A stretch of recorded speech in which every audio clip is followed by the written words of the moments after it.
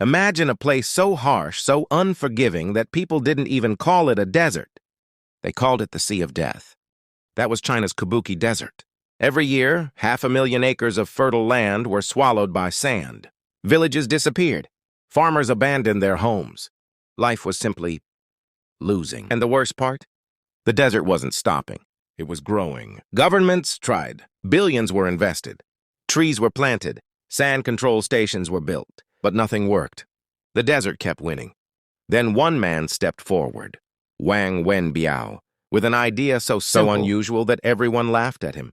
He spent his entire savings, took on debt, brought 100 bulldozers and 300 workers into the desert. For 18 hours a day, they built small squares out of dry shrubs, and inside each square, they planted willow trees. Why willow? Because its roots dig 300 feet deep into the earth to find water. Where nothing else survives, the willow finds a way. People still laughed. A madman planting trees in the desert. But Wang didn't stop. And then came the masterstroke.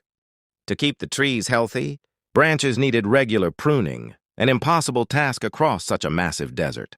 So Wang introduced a secret weapon, the Rex rabbit.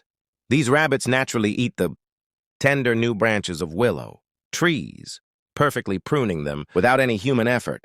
Their droppings became powerful natural fertilizer, breathing life back into dead soil. And since rabbits can't fully digest grass seeds, those seeds spread across the sand, and slowly grass began to grow.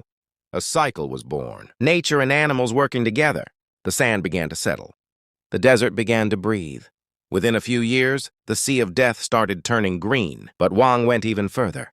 He built a solar power plant, 196,000 panels, shaped like a galloping horse, generating enough electricity for 400,000 people, while reducing wind speed by 50% and creating shade where more grass could grow. Today, this model is being followed in Spain, Africa, and the Middle East.